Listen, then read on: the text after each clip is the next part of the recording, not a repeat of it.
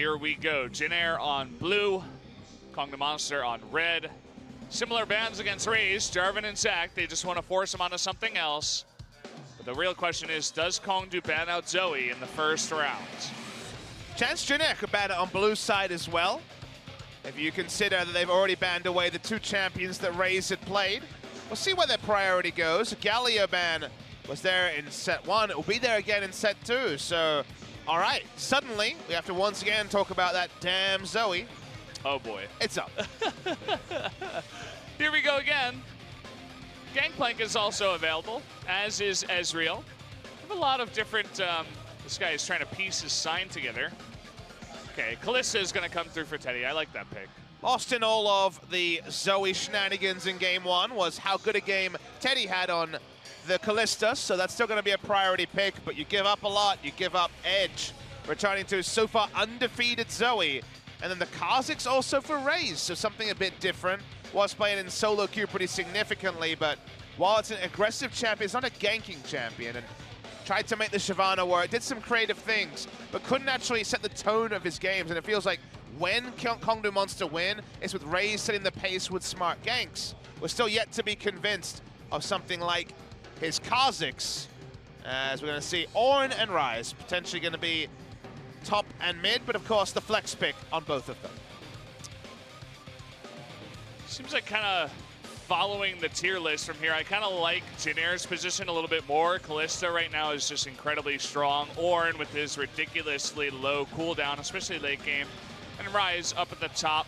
Now they're going to begin to ban out some junglers because Raze took the Kha'Zix away from Umti. This time it's going to be up to Umti to, you know, play something a little bit out of the meta because a lot of stuff will be banned. This season, Sejuani, Kha'Zix, Jarvan is 3, so well, as you say, have to go somewhere different. The Lee Sin he flashed in game 1 could certainly come back.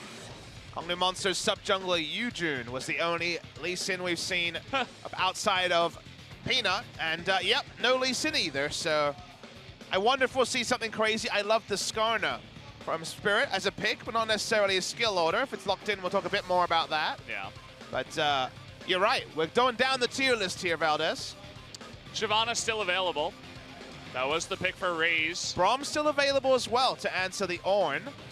Looking for a support pick as well on the red side. Or just counter pick for top lane.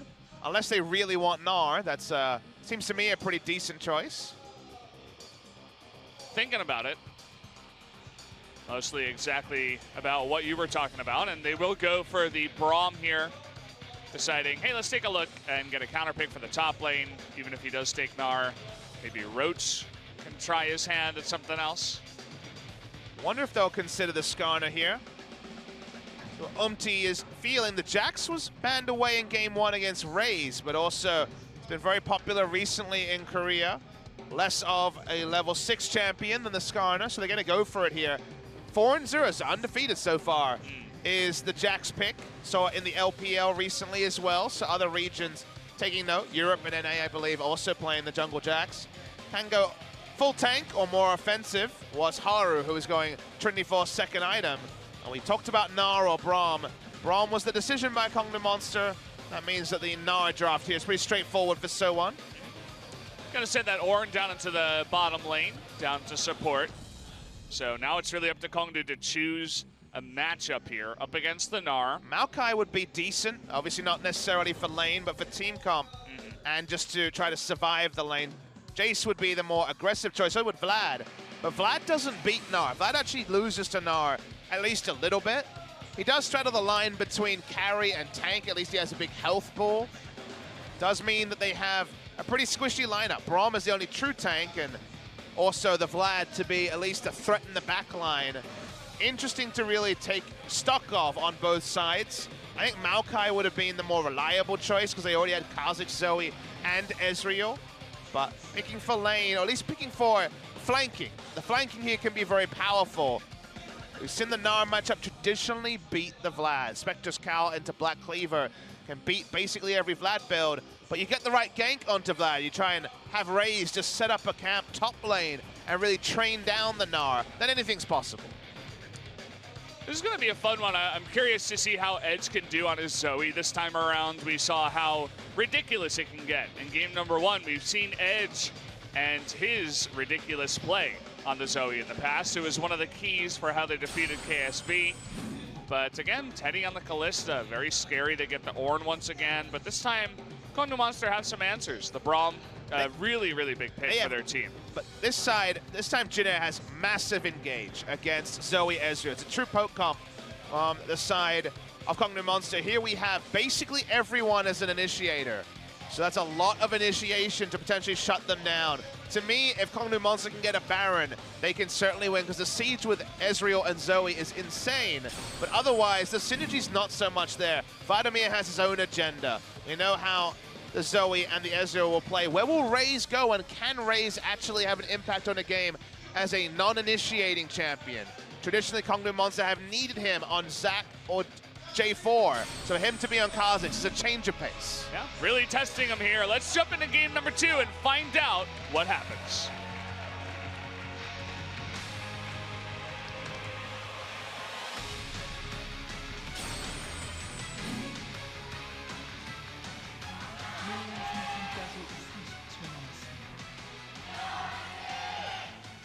Let us begin game number 2.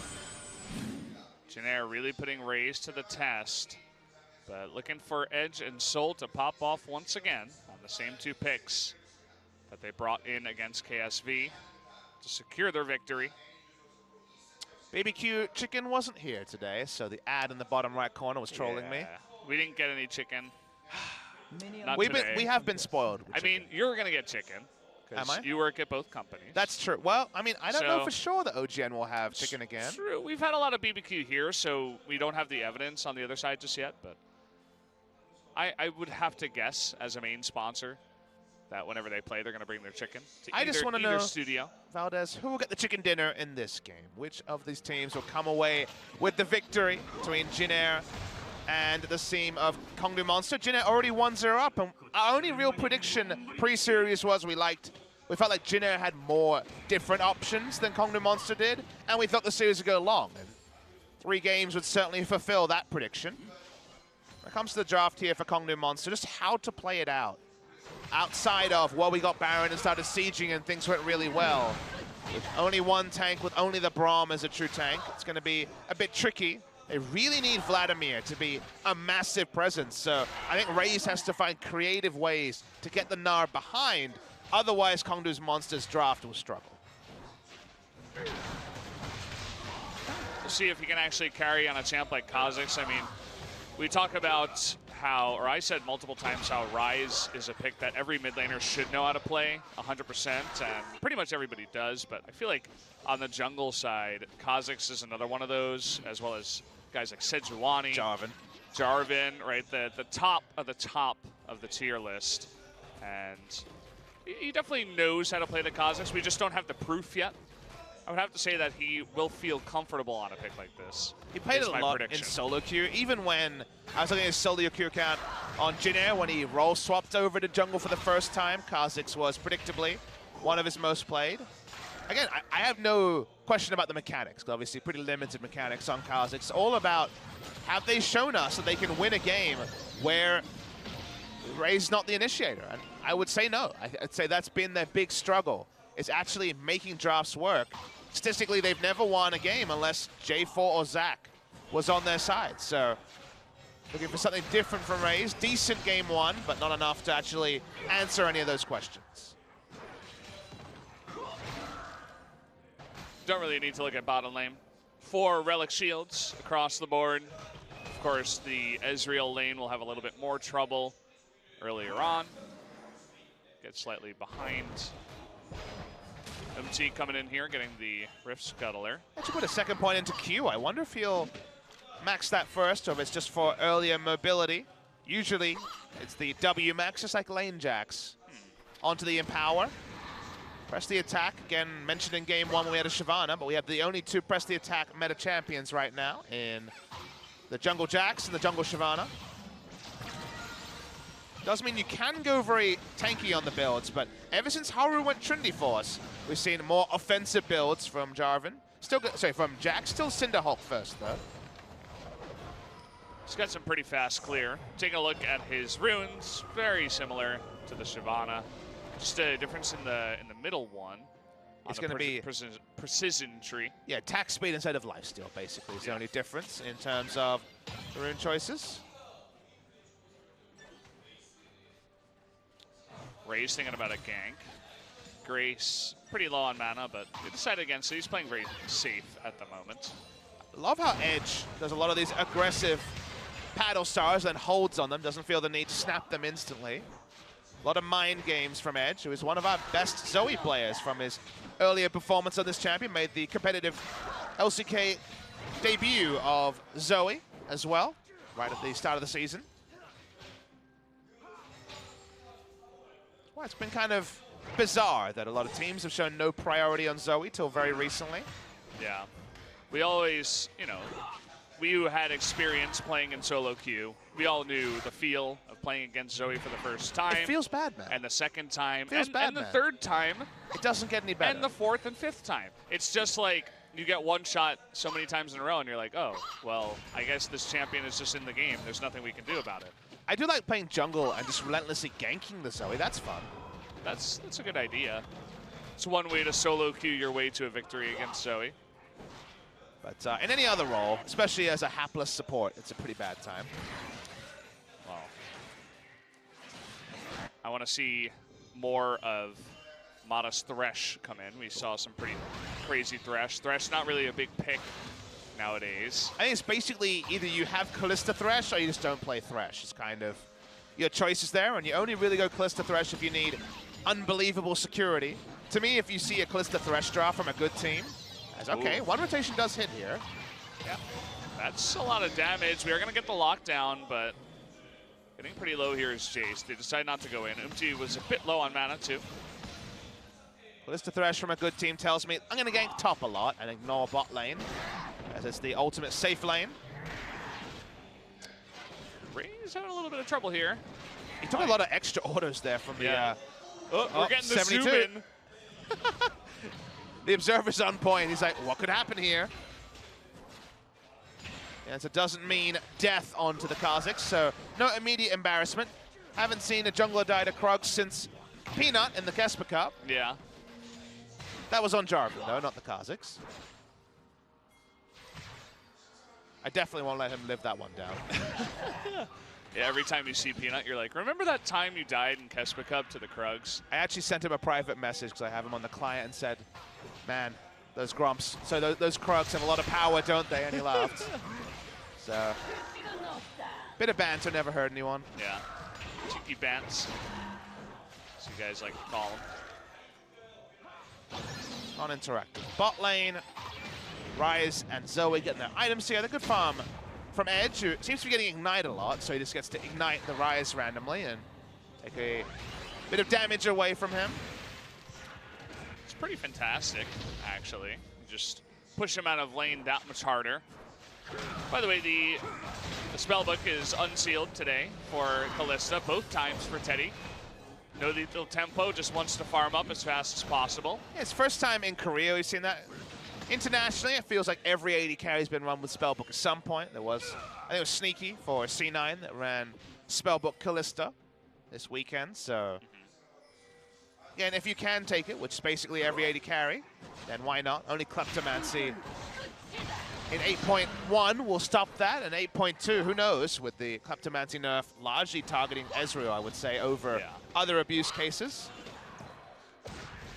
It's an interesting idea because what we saw Teddy do last game was heal into teleport into cleanse later on, because once you have cleanse on a Kalista and that much cover, the double shields, it's going to be so hard for any team to lock you down. They're going to need multiple forms of engage. It's better than QSS, right? Still has the CC reduction. And then you consider what it meant for the build. Teddy was 3,000 gold up and didn't have to spend 1,250 gold of that onto a QSS. He could just turn it from the summoner spell. So he's actually, relative to other Kalistas, more accelerated than you would expect. It's a really good point, actually, when you think about it, because the amount of gold and also the item slot. You know, you want a more aggressive item, as you were talking about, and you can get it anytime you want as well. face check by Raze onto Umti. We've seen a lot of Kazakhs' face checking. I don't know what that's about, but it's because you're invisible. They love their brushes. You're invisible with the R evolve first, so you feel like you're ready to go, but as you say, been used against them largely recently.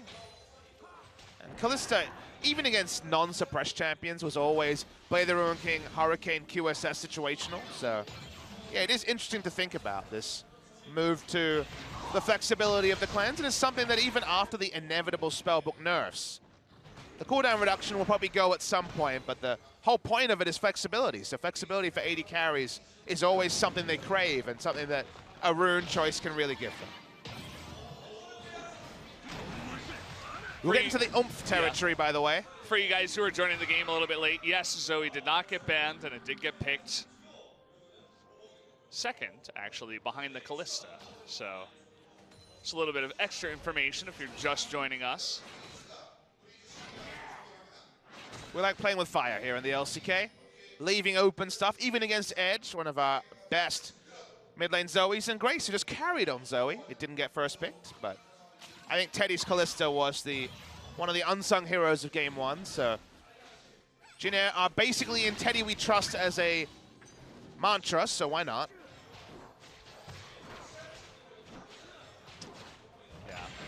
It's interesting to see a generic game where the focus isn't on Teddy. As you say, it was definitely unsung hero in game number one, behind the Zoe. But no doubt he will have a higher carry role in this game. We'll see So1 going for the build I mentioned, which is Spectre's Cowl first into Black Cleaver. Then when you hit 5 points in your Hyper and your W, the trade patterns only get better for the Gnar. Gnar can actually solo kill a Vlad if the lane is long enough. Usually when turrets are up, it's not, but the fact that Gnar actually has chase potential through pool is the reason why the Gnar is so strong against the Vladimir. It's still to be decided, still coming in the future.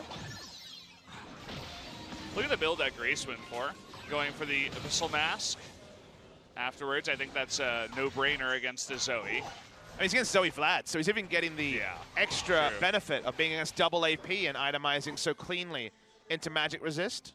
No doubt So1 will build an adaptive helm at some point. Surprise Kazakhs, forcing the cleanse coming out here. They were thinking about going on to Edge, but he had his cleanse and flash available. Good decision by Umti not to go in there. Raze spotted by Umti. Still going to face check. Umti gives no cares about his former teammate. Wants revenge. Sleeping Trouble Bubble is going to land here. Just a small bit of damage. Edge actually getting a bit low. Might consider a back sometime soon here. There's a lot of magic resist already complete between Merc Treads and a Negatron Cloak. This is spotted, so Umti is in a ward. Doesn't take a lot of damage from Drake and can use Counter-Strike. No points in W, so Q into E max. New thing from the jungle Jacks. Quite interesting. Wraith doing a good job zoning, and because Zoe did go home, this is going to be a nice little Drake pickup. Mountain Drake for Jin Air. Again, with the Kalista here. It's going to be pretty nice for them. Only real excitement to talk about after teleport into lane comes through from the Kalista. Already play the Ruin King, so nice item timing there. No slouch from Soul. Nothing to speak of between the two. A lot of stopwatches on the side of Kongdoo Monster this game as Exhaust was picked up by Edge. Oh, that's so rough. Sometimes you just got to take it against Zoe, right? He didn't have his cleanse, he gets hit. You're like, well, I guess I'm losing half my health. Laning against Zoe is very much the on-fire dog saying this is fine. Not really saying that you're fine. Oh, nice accuracy there. You could be done here. The minions got in the way, though. Grace going to have a little bit of damage to return. Thankfully, the Trouble Bubble cooldown not fully off. He's only level 11. Here comes Kazakhs, though. He should be able to get this one. Grace all alone there. Nice little rune prison. And Umti gonna find him in the jungle. Nice flash prediction. He's gonna catch him there. He's gonna try to flash the wall, but in comes Umti, and that's gonna be first blood. Over to Umti on the Jax. Fantastic follow-up being there for the kill. Very smart of Umti also to start with the flash because Q is targeted, and they already had vision in the brush if he flashed over the wall. Heads up, really cool stuff from there, picking up the kill. Turret dive timing was clean, but the minion line again denied a kill. If the minions were not there, he would have been isolated, would have died to a single Q. Wasn't isolated, didn't die. First blood to Jin Air. MT immediately goes to the Rift Herald, and we saw Roach and Edge collapse, but eventually, with Soan coming down, didn't want to take the 2v2. So they will get this one up. With no vision, MT will get another objective. So the minion line interrupted Grace's death, and the minion line is there again. Minions versus Kongdoo Monster. So far, the winner is Minions. They already have vision over the wall. So with the targeted Q available, 4 points in it, knows enough burst damage. Nice stuff from Umti. Also have the Rift Herald now. I imagine that kill will also propel Umti to go carry build, which is always cool to see. The full tank was Malrang style. He was the one who debuted the Jungle Jacks in Korea. No longer in Korea. Left Everate winners after their relegation, now over in the TCL. Still playing with Septid, his old mid laner. In Turkey. See in the back here. Let's see if it is to be the tank build. I see a Sheen. Coming on into Grace here. He's got the TLP down. Ray's still considering it. Forced to burn his flash once again, as the Sleepy Trouble Bubbles are on point. Even with huge magic resist, not enough. As Ray's trying to control the bot side jungle. Jack's here with a Sheen, so Edge is required for the backup. He's gonna take a big chunk here, but no real follow-up. You can see that Raze is hanging around. He's got some deep wards in here, looking for the Jax, but MT very smartly decides not to go in. He's still got the Rift Herald buff, so he does have the empowered recall, so no need for him to necessarily risk anything. Junglers have not visited top lane at all, as you can see by the heat map on the bottom of the screen. Been just a free lane, and that means that Soan has hit his item timings and will continue to be very, very competitive against the Vladimir. Got a lot of roaming from the bottom lane of Kongdoo coming towards mid. Even the Ornn and Soan making their way towards mid, but nothing to come of it. Game's still very even. MT just looking for a place to lay down the Rift Herald. Is about halfway done before it gets pushed away. See which turret he wants to crash. Usually you want to play around recall timings as a jungler.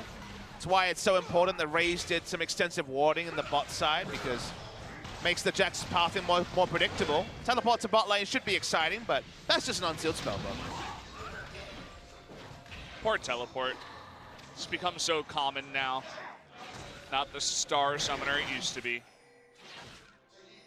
I'm sure Marin's tilted that he retired just before he could teleport all day and all night. Yeah. Every champion, every role, unsealed spellbook. We've been denied Ignite Cannon, which is always sad. I'm not sad about that. Ray's jumping away. MT finds him again, and he's got Ornn for the support. That's going to be another kill. Going over to MT on his Jax jungle, finding a lot of success on this pick. Yeah, 2 kills now, both on the enemy jungler, on the Kha'Zix, who we know wants to snowball. And snowball his opponent into a Trinity Force and into outscale. Here's the Rift Herald. No jungler to respect. The charge should basically one-shot it. Second auto will do the rest of the work. Let's check for the one-shot. Boom, we get it. First turret of the game, the first 2 kills. Umti having quite the game so far. Yeah, he's looking pretty good. 2-0, first blood. The only 2 kills on his team. See what he decides to go into. Trinity Force looking to be next, but he's going to be a terror to deal with. I was thinking about the Jax into Kha'Zix. It's interesting because Shyvana had a lot more trouble dealing with the leap, but if you've got a leap of your own, there's no real way for the Kha'Zix to get away. It's why Jungle Jax is attractive, is if you think back to what the kit has. The Counter-Strike helps with AoE camps, also the level 1 means you're going to be high health. Your passive gives you attack speed, so with Machete being stronger than it was last year, you're able to clear the single target camps very, very fast. And the item build is kind of whatever your team needs. Do you need to be a threat? Are you going to start a tank and build damage later? In the team fights, you're still able to anti-carry once you get CDR, which kind of falls over into every item you build out of the jungle, the Trinity Force as well. you can get off 2 counter-strikes in a fight. And we saw Haru carry late-game fights, running at people as Jax, and Zoe can't do much. Ezreal even can't do much. He has mobility to answer champions like Ezreal. So in a fight, he's either killing or trivializing enemy carries. So the fact that he can kind of do everything pretty decently and late game is a beast makes Jax a very attractive jungle pick. Well, you mentioned 4-0. Maybe we'll see 5-0. We have a big fight up in the top lane. Raze looking to punish here, but can't really do much. We've spoken a bit about that other jungle pick of Kha'Zix. If you get behind, and being 0-2 at this point is definitely pretty far behind. Yeah, 20 minutes not to have your completed straight Dirk items, something like the Duskblade, which is pretty common here. You are significantly far behind. Also saw that the trades for So1 were going very comfortably. It was only when the jungle attention was there they had to pull away. Doesn't go for the Adaptive Helm, goes for the Spirit Visage. So pushing the cooldown reduction early in the game. Is a bit more magic resist as well. Actually might be even now. There was a time when Spirit Visage had more, but it was adjusted since All-Star. Whatever helps against Zoe Vlad will be the best item. Spirit Visage, the choice here. Soul doing his best to push back the lanes now. Remember that we do have the Kalista with Blade of the Rune King and a Mountain Drake, so Jin Air in very much control of this game, about 2,500 gold ahead. Gone for barrier as well, has Teddy. Instead of going for cleanse this game, he's gone for the barrier at least early. Idea is that Vladimir is going to be there at some point, and barrier is the single most damage prevention of any of the defensive summoners. So another different choice. I'm sure cleanse will be up to at some point, but for now, happy with the barrier and just hanging back and not hitting a trouble bubble. Grace's Rise, so he's just going to get out of there. Was poking the turret. No need for a stopwatch, still has that available. Degree to which is beating his old substitute is to the tune of 10 jungle camps and 2 kills, so he is monstrously ahead right now. He's got to be feeling pretty happy. Pretty obvious MVP pick if Jin Air does continue down this path and he begins to pop off. So far so good. Certainly the mantra for trying to push up vision. Like you say, the Baron threat is 21 minutes, and you know the enemy team is pretty confident that you will turn to Baron at every opportunity, but at least baiting it is the right choice. Speaking of baiting, Wraith and walking up at least. Certainly thinking about a play, but the bottom lane of Kongdoo now up in top, playing it very safely on their hind legs at the moment.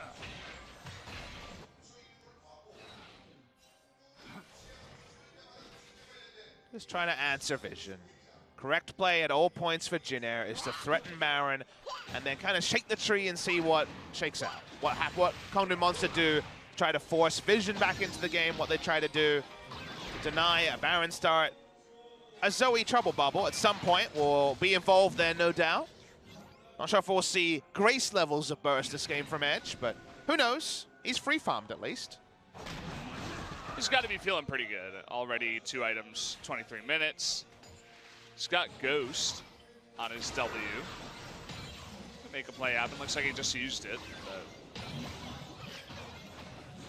yeah, the Zoe is always an option. Maybe he's not going to be one-shotting a Jax per se, but the Kalista, which will be another very big pick for the late game, who has the most farm out of anyone in this game. Definitely an option for your one-shot. We should probably track how many games Teddy has the most farm in the game, win or loss, because it's most of them. His farm numbers this season have been outrageously high, as we outlined in the match graphic before we started. Trinity Force also complete onto 23 minutes into the game, so monstrously powerful himself. Confirmation of the build, so all about CDR on the counter-strike second, and the mobility of the Q in and Q out, I guess, is the thought there from Counter-strike, after they gave it cooldown buffs a long time ago now, but last time Edge was, Jax was in the meta, very, very low cooldown at 40% CDR. He's at 30% right now.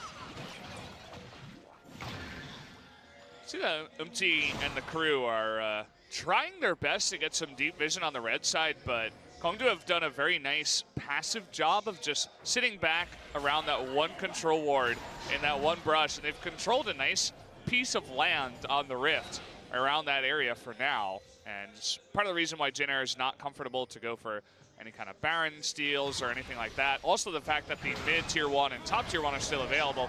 We are going to have a fight here though, as a TP coming in from Roach is going to send out the spooky ghost. He's a little bit far behind, but we got an engage now from Teddy, and Raid trying to get in there. Roach may have bitten off a little bit more than he could chew. He's getting extremely low. He's going to stopwatch to see if he can actually get out of dodge on this one. The answer is no. Trying to fight back now though. Raid a little bit low. Soul still very high on health. Look at the low health on everybody on the side of Jin Air. We got an Ezreal on the side trying to get in there. He's going to take out one. He's going to almost take out two. Dodges the Q. Ray's going to be able to follow up there. So they get 2 kills for 1 as Jin Air goes a little bit too deep. Yeah, you could say that for both sides though, starting with Roach being too aggressive and then ending with the members of Jin Air not disengaging earlier. Throughout all of this, Grace found Edge in the enemy jungle and stopped the Zoe from rotating, so it was 4v4 action the entire time. Kongdoo Monster come out with their nose ahead.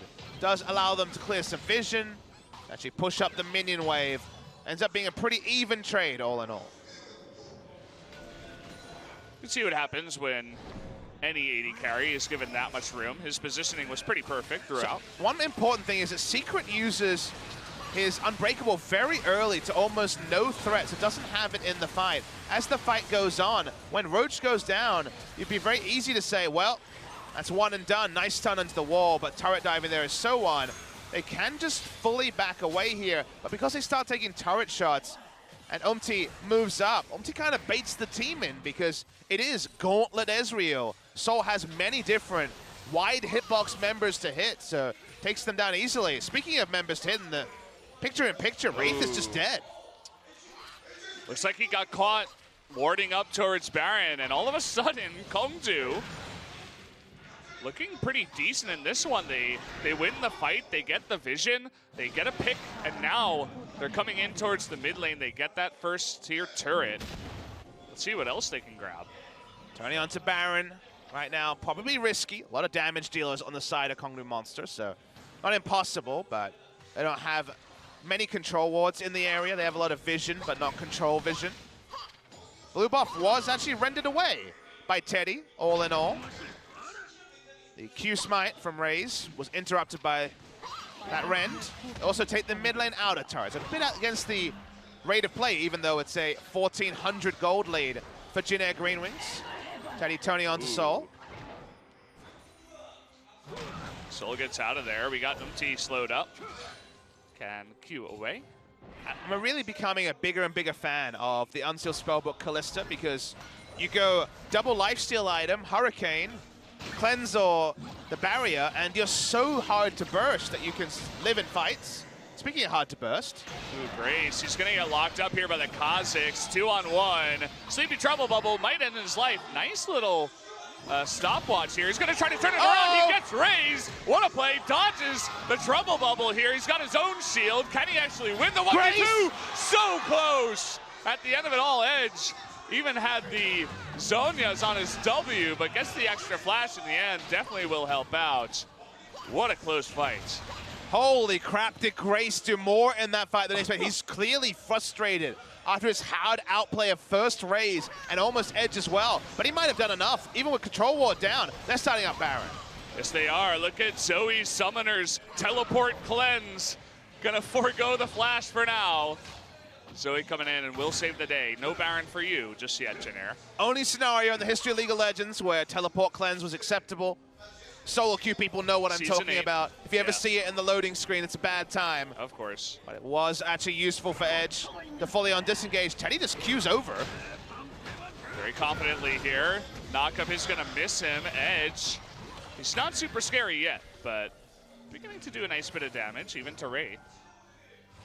Roach is not accounted for. It's hard for Jin Air, even 5v4, to threaten Baron because Vladimir, in all of this, has gotten a lot of farm, and with Void Staff can do a lot of damage. We're going to get the replay here. Let's talk about what happened here between Grace and Edge. First little bit of damage doesn't do much. He's got a lot of magic resist, we already know. Raze comes in. It's not isolated for the start of it. It gets so low, and it's all over. Realm Warp this entire time, by the way, is on cooldown, so he can't just stopwatch and get out. Turns on, gets his first shield, and the moment that he sidesteps, flashes away, you wonder if this is going to be one of the greatest outplays we've seen in recent history. Damn if it was not close. Unbelievably close. Merc Tread's really helping him out. It's what gave him that split second to stopwatch. Otherwise, he would have been locked down by the bubble, and he obviously would have died to the Paddle Star. But MVP in the Merc Treads, at least in that moment in the fight. Ray's still in the Charlie Brown territory of nothing going his way. Yeah. Very far back in items. Going for a bit of team utility into the Black Cleaver, just a phage to show for it. Umti is slowed down a lot, still farming, but not being able to get kill involvements means that its very expensive build so far is curtailed. Working his way on Asterix Gauge to have the tenacity to complement his Ninja Tabi. I like the idea. Has some threat potential, but also a bit tanky at the same time. Hyper doing magic damage helps a lot against Roach. Percentage health magic damage, and when he goes into eventual Zonias, you would imagine, could just be Death Cap, but if he goes for a Zonias, still not negating the hyper damage, makes now relevant against Vladimir at basically every point in the lane post 2 items. Yeah, that push always going to be in favor of Soan. Did go Summoner Airy this time around. No fleet footwork. Game 2. The Vlad just desperately tries to clear these waves. Still a lot of vision around the Baron. Still having a fight here. Was thinking maybe Soan would go in with the Mega Gnar. That was not the case. Against a Vladimir with Ghost Flash. Usually a date with death yourself, so probably smart to not push his luck too hard. Teddy's still going for maximum damage disruption on maximum damage absorbed with the 2 shields. Now another shield in the Hex Drinker, and also the Overshield. So he's got a lot of shields here. Even if he gets caught, he might not die. Unless it's a Zoe. Does he die through barriers? The question we want to know is Umti certainly dies to any further damage here. Zoe's back, ladies and gentlemen. She's not going anywhere. I don't know if she ever left. She just didn't always show up. Yeah. She was just taking a break during the commercial break, but she's here. She's got redemption, by the way. Seeing the fun stuff Zoe can do with that. Not necessarily at level 18. The LPO clip where she kills an enemy jungler with redemption at level 3 is perhaps the most maddening Zoe thing of all time. And we've had our own maddening Zoe moment today. We have. We've also had a Zoe TP onto a ward and get in there and backdoor. But that was more of a unsealed spellbook maddening moment. That was the one PogChamp Zoe moment we've had in a while. Yeah. Edge's team fighting a couple of days ago was good too. We'll probably have a lot more until she gets nerfed. Keep in mind that on 8.2, not nerfed is Zoe, nor is Stopwatch. So a couple of questions raised by the community. But either way, well, this is part of the reason. Protobelt there was also from a minion. In case you were wondering, no space in the item build for the Protobelt. Wraith even flashes the wall. Besides, I just want to get out of here. He's going to eat some Zoe damage on his way out. Umti now is going to get locked down. Jumps away to a ward, but that's going to be another chunk down here. That means that Wraith and Umti potentially pushed out of the fight. They're signaling for Baron. Here we go. They're going to start it. They have Roach also who can teleport in. Has 1 deep ward near where Wraith is on the minimap. They back away as Callistus is pushing in mid lane, though. Surprised to see them dissuaded so early, but there was a lot of members of Jin Air, and they knew that Jax didn't recall. Yeah, had they seen the recall and maybe a more passive Jin Air that was a bit playing a bit more scared in that moment, maybe they would have stayed on, but I think it's smart. They don't want to take the risk too early. They have a nicely fed Ezreal. Zoe's popping off. They still have Vlad, who's doing decently. Wraith is checking the Baron. Didn't have vision of it. Just happens to catch Kha'Zix. The more bad luck Charlie Brown moments for Raze this game, the more amusing. Poor guy. Feels bad, man. I'm waiting for him to die to a Scorch proc to really just, you know, end his misery. Yeah. The gold lead was certainly rolling in for Jinner when Umti picked up 2 kills on the enemy jungler and they started to get rolling, but slowed down more recently. Yeah, definitely a very even game at this point. Drake's heavily in favor of Jinner, double Mountain Drake, but even so, Kongdoo not in a bad spot. They have so much pick potential. Poke potential, of course. Teddy's very frustrated. He can't find another shield item. Maybe we'll get a Banshee Veil for the shield. I wouldn't recommend it, Papa. I wouldn't recommend it either, but he does have 4 shields right now. Is there another item? What about Sterix? That's true, but it's only melee, so okay. The old Wraith special, I should say Wraith, Stitch special when he was on Samsung was the Sterix Gauge Kalista, no longer possible. But a lot of shields, maybe some Guardian Angel. How about Death's Dance? Sure. That's a fun item. Definitely very fun. You never see it pretty much ever. Good Graves solo queue item. Yeah. But not in competitive play, like you mentioned. Well, we got Elder spawning. Things bound to pick up in terms of the action as teams begin to make decisions about which objective they want to play towards.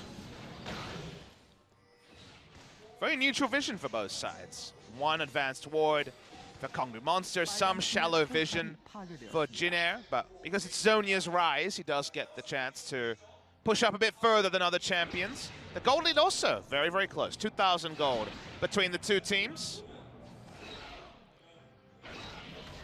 And that sweet hat is there for the Zoe, which we already know what that could mean. Doesn't have an Orin to amplify it into a mega hat, but there's going to be plenty of damage coming from the pick factory in Zoe. 543 AP, a far cry from the 749 we saw in the previous game.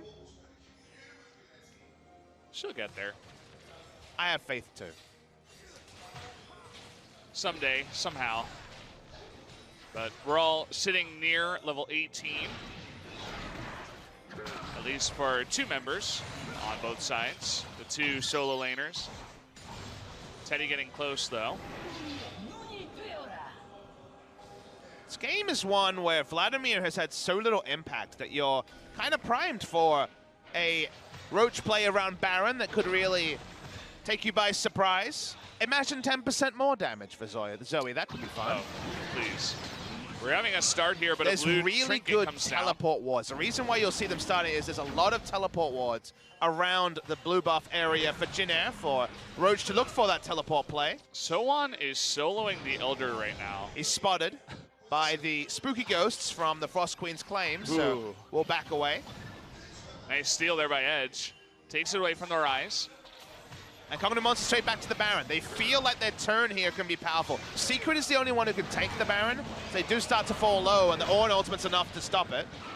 Secret gets knocked up by the Baron. TP goes down by Sowan Vladimir. And canceled the flank that we see so often from Vladimir players in LCK. Oh, they're going to begin again. Raze is a little bit low. Umti waiting in the wings here. Looking for the steal. Are they really going to go for the 50-50 here? That's the real question. Are they going to turn? In comes Teddy now. He's going to actually, Secret disappears. Roach gets stunned and just disappears off the map now. That's going to be a 3-man ultimate from Sowan. So might get out of here, but that is just an entire team decimated in an instant. Man, Sowan's ability to end that fight with a plum was huge. Excellent. Flash Nara right at the end there. Sowan building a reputation as the starter. Kongdoo Monster knew what they wanted to do, but then they overforced it after they'd already used the teleport from their Vlad. They tried to play one lane, they tried to force. Jinner still has free farmed Rise, free farmed Kalista. Look at how much they get just pushing up mid. Double Mountain Drake, they decide against trying to end the game. They'll just go for the free Baron and go from there. They've already gotten such a huge lead. Getting a look at Umti here. Definitely a big part of that one as he jumped in and got a nice stun follow-up. Free Baron gonna come through as well. Kongdoo Monster running straight for the Elder, trying to at least pick up something. It's only a denial Elder if they can get it, and Ezreal will take a long, long time. So he's going to leash it and back away. Wits End, the final item for Teddy. I wouldn't have taken that one in the pool. The betting pool would definitely be refreshed for another day. No one would have predicted the Wits End on the Kalista. She is about as tanky as can be. 149 magic resist, thanks to the Wits End MR. Wow. Plus 800 shields. Does mean Rise does more damage, so a team item as well with the magic resist reduction on auto attack. Yeah, along with the Abyssal Mask, add a little bit of percentage damage in there. We are going to see this Elder Drake taken away very easily by Jin Air here. Not much that Kongdoo can do, just desperate true shot barrage coming through against a Kalista. And now Wraith just ults, and they, if they stick around, it doesn't matter how much Vladimir's adding. The 3-stack Elder Dragon, 30% extra damage to structures. They die in an instant. Not many options left for Kongdoo Monster. Jin Air can either zone or dive, but they're going to keep pushing. That part is for certain.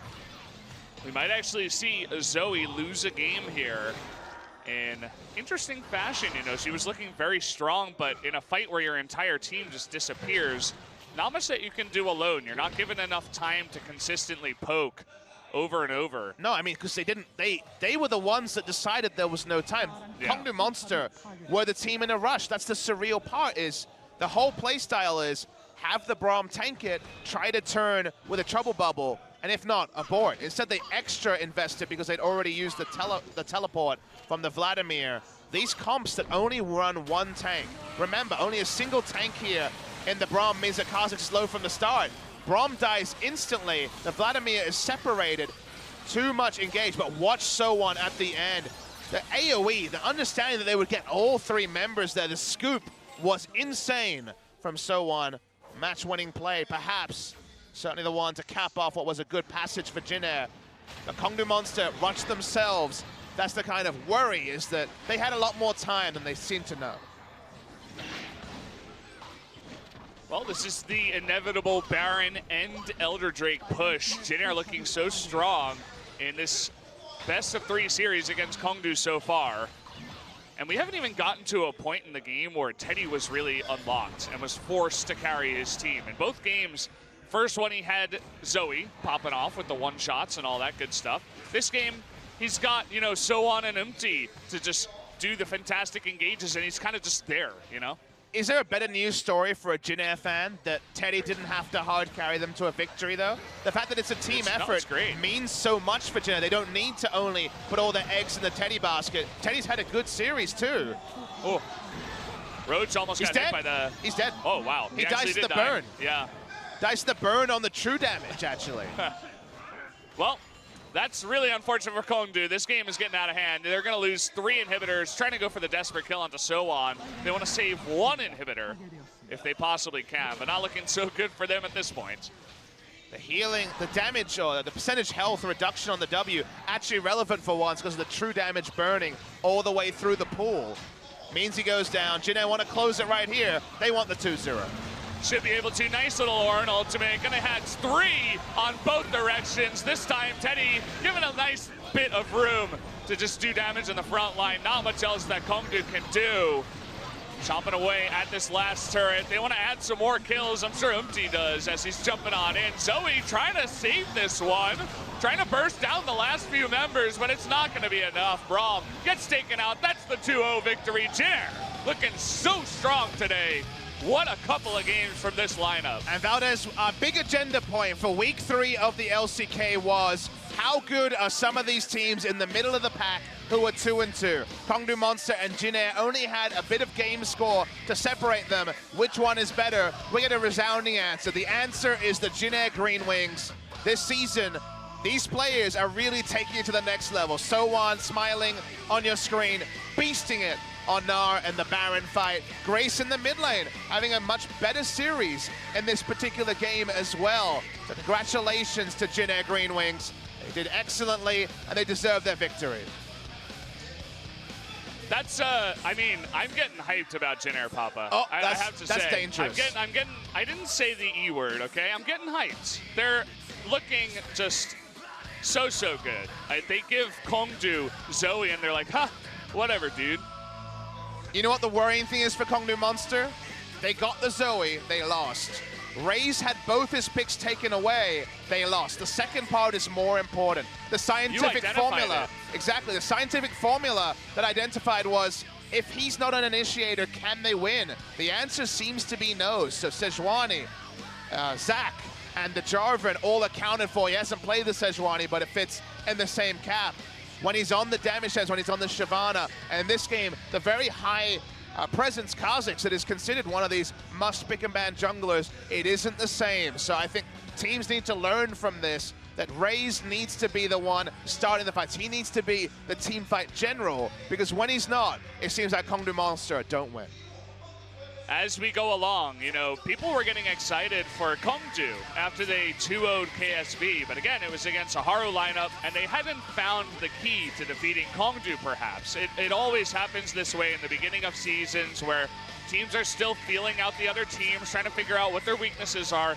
As this goes along, everybody's predictions of Kongdoo as a weaker team in Korea might come true as their weaknesses become more exposed. Both games, Galio, Jarvan, and Zac are banned. Only Galio of those is a normal ban, and not on blue and red side. They banned all three on blue and red side and said, we'll take the best of whatever you can take from the meta picks, the Zoe, the Ezreal, the high tier picks. As long as you don't have these champions, we can beat you. It reminds me of 2 years ago when Afrika could only win if Mickey popped off on Twisted Fate or Zed. So teams just started 3-banning Mickey, and Afrika couldn't win. I think maybe we're in a similar stage with Kongdoo Monster. Raze still needs time. He's still, again, adapting to being a starting jungler. But right now they need to diversify who is the initiator. This no initiation, no tankiness comp from them. When they went the Kha'Zix, they didn't go for the Maokai, which we said could have given them some options from the top side. They got too tricky for their own needs, and in the end, it did not work out. Maokai definitely could have been a strong force in the top lane just to help deal with some of the front-end damage that Jenner had. The Vladimir was not very impressive in this game. Just kind of just disappeared off the rift. There was nothing for him to flank. That was his problem, is that you need control ultimates to actually buy time for Vladimir to slowly amble his way into a fight and actually get the Hemoplague. Hemoplague was not relevant in this game. Zoe did lose, so the catharsis for the people out there who haven't enjoyed playing against Zoe does come to a lot of damage dealt, but in the end, not actually going to be significant damage. Well, I think we have a good idea of who the MVP is going to be in this game. Like, the Ryze did a lot of damage. Kalista didn't really do much, as I said before. They didn't have to rely on Teddy, but Sohan, man, that was some pretty significant Gnar play. You were talking about him in the mid game, where it's like, wow, this guy is beginning to pop off in the top lane. And it is going to be Sohan with a 3-0-4, the fantastic follow-up engage afterwards. This guy is looking better and better every time. You know, a lot of people have been picking Gangplank into Gnar and saying, we know it's a bad matchup, you can survive it. I don't think picking Vladimir into Gnar is smart. I think that Gnar, at basically every point, runs away with the matchup, even itemizes so cleanly against the Vladimir. Got the solo kill, big assist to the Elder Dragon at that point, but still, is always going to have pressure. The Vladimir could never breathe. Vladimir wasn't against an Orin where he can just kind of push in and roam and then teleport out. You can't actually wave clear in the face of a Gnar because he attacks you 3 times and you actually lose relevant amounts of HP. So congratulations to both of them. Yeah, so guys, we are going to head over to the interview once again so you guys can enjoy it. Looks like we have some more props for the Jin Air players over there. But either way, guys, we'll hand it over to Caster Sung for the interview. For your translation, and here we have Grace and Sohan for the interview. Congratulations. First, shouldn't we say Yaharong to each other as a greeting? Well, your former ID was Yaharong, right? Why did you change it? Everyone says that I'm just too into NM, so I just changed it into Grace.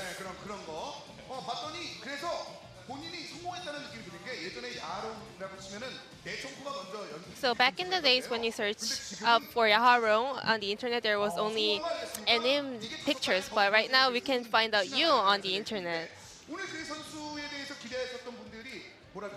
A lot of people have been expecting a lot from your performance. How was today's game? I think I got great picks for me, so I performed well.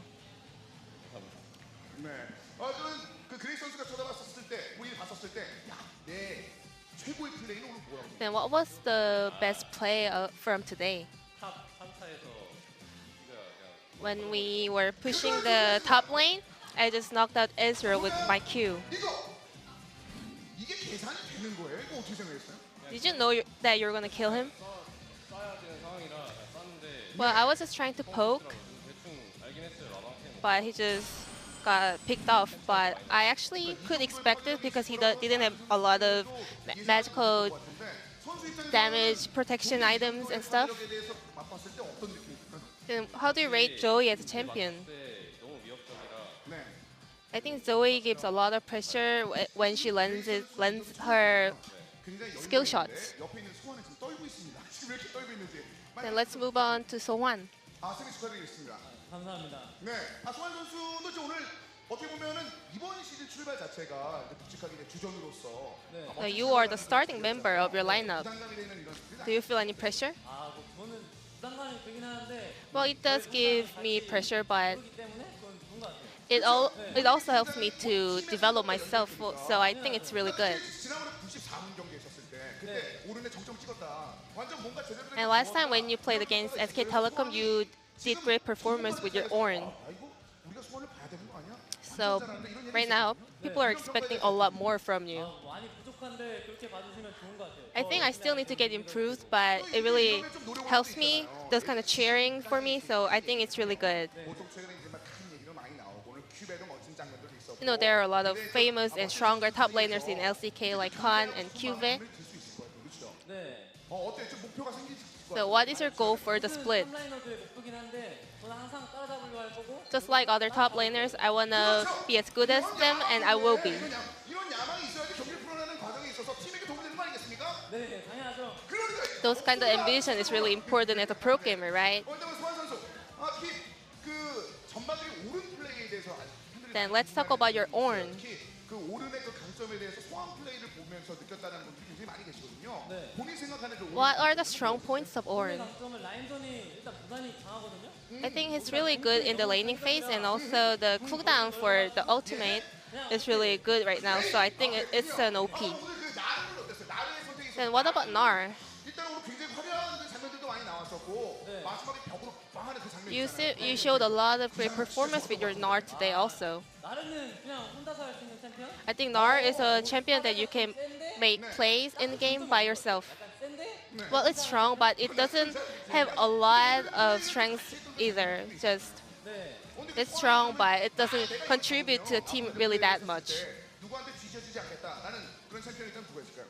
Then which champion are you 모든 best at? 이렇게 해야 되긴 하는데 Well, I have to be best player for every champions, but to pick one, 저는 리븐으로 I want to pick Riven. 리븐? 네. 리븐 옆에서 갑자기 그랬어. 리븐 게스트인데 근데 본인은 아니라고 하고 네, 있는데. 약간 이상 같긴 한데 네.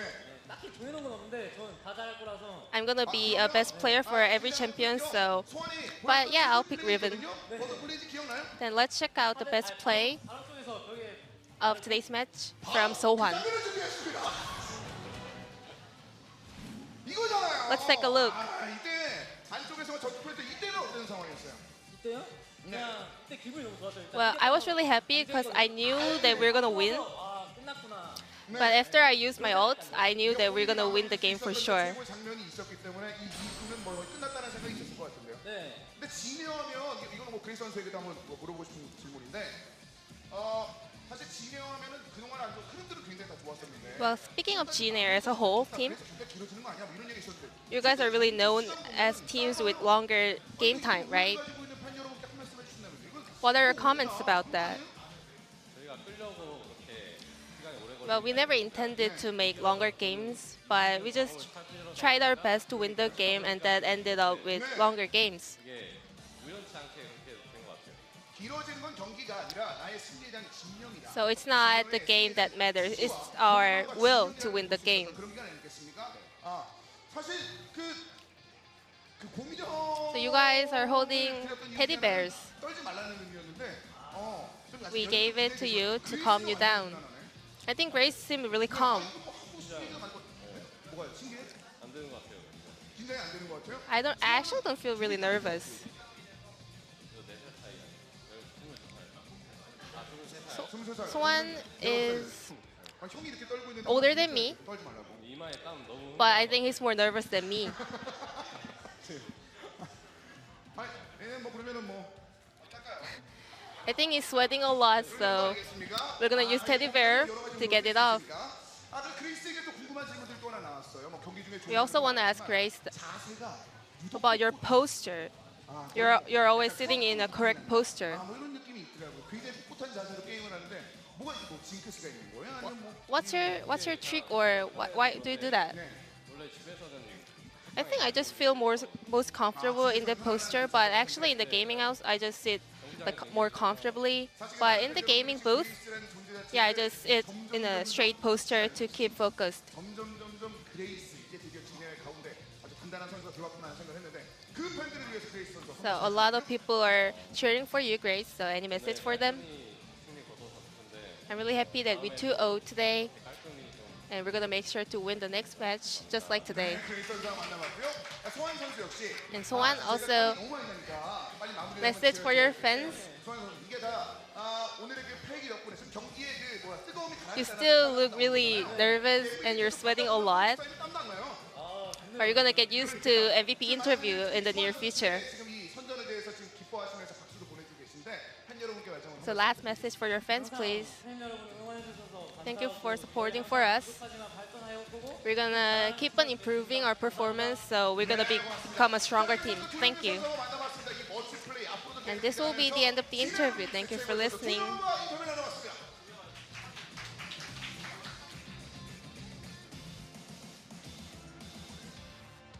Well, thank you, Ji-sun, for the translation. And it was a ball of a game, wasn't it, Pop? I really enjoyed Jinner's play today. They look stronger every time we see him.